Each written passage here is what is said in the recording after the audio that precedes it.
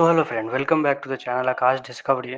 जैसे कि मैंने आपको कल बताया था कि इंडियन प्राइम मिनिस्टर ने ईरान के प्रेसिडेंट से बात किया था कि इंडियन के सेफ्टी के बारे में, और ईरान इंडियन जो शिप्स है उनको अलाउ करने के लिए स्ट्रेट ऑफ हॉर्मुज वही रिपोर्ट आया जो में ईरान ने इंडिया को फॉर फ्रेंड करके 2 एलपीजी शिप्स थी उनको पास करने की अलाउ दे दी थी। Report Iran allowed to India flagged LPG carriers to transit strait of Hormuz amid conflict.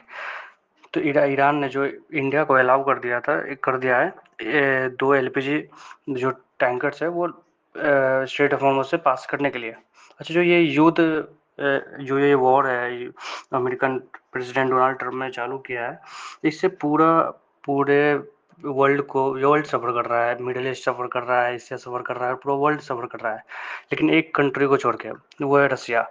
क्योंकि आज सुबह जब सैयद अब्बास अरगाची जो ईरान के फॉरेन मिनिस्टर है उन्होंने ट्वीट किया कि US spend months on bullying India, कि यूएस जो बहुत सालों से, बहुत महीनों से इंडिया को बुली कर रहा था कि जो इंडिया ऑयल खरीद रहा है रशिया से वो बंद कर दे। लेकिन अभी 2 सप्ताह, जब after 2 week of war with Iran, दो बस अभी तो 2 ही वीक हुए ईरान वॉर स्टार्ट करने के बाद, जो जो व्हाइट हाउस है, जो अमेरिकन है, उन्होंने खुद अलाउ कर दिया है वो जो उन्होंने रसिया पर सेंसस लगाया था वो हटा दिया है। और रशियन क्रूड पूरे वर्ल्ड को बोल रहे हैं लेने के लिए, क्योंकि इससे इन्फ्लेशन नहीं बढ़ा है। और इससे एक रिपोर्ट निकल के आई थी कि जो रसिया है पर डे 150 मिलियन से कमा रहा है सरप्लस। ये जो वॉर है इसके कारण तो पूरा वर्ल्ड सफ़र कर ही रहा है, पूरा मिडिल ईस्ट सफ़र कर रहा है, इंडिया ही सिर्फ सफ़र नहीं कर रहा है।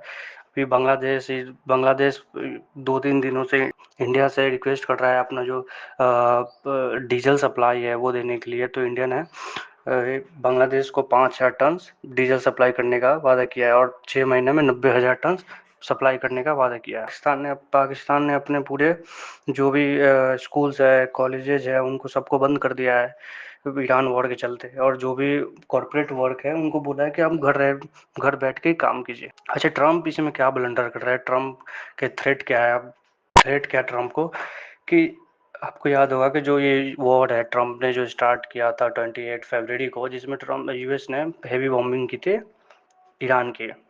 जो जिसमें क्या हुआ कि यूएस नेवी से एक जो टोमोहॉक मिसाइल फायर हुआ था वो मिस फायर होके एक ईरानियन स्कूल पर जाके, जिसमें 170 जो चिल्ड्रन थे वो पढ़ रहे थे, 170 बच्चे जो है वो पढ़ रहे थे, जो मिसफायर होके वहाँ चला गया था, जिसके कारण 170 बच्चों की मौत हो गई थी। जिस पर अभी पूरा पूरी बातें निकल के आ रही थी। और इंडिया ने भी अपना जो ग्रीफ है, अपना जो संवेदना है वो व्यक्त की थी कि India express grief over missile attack on Iranian girls school.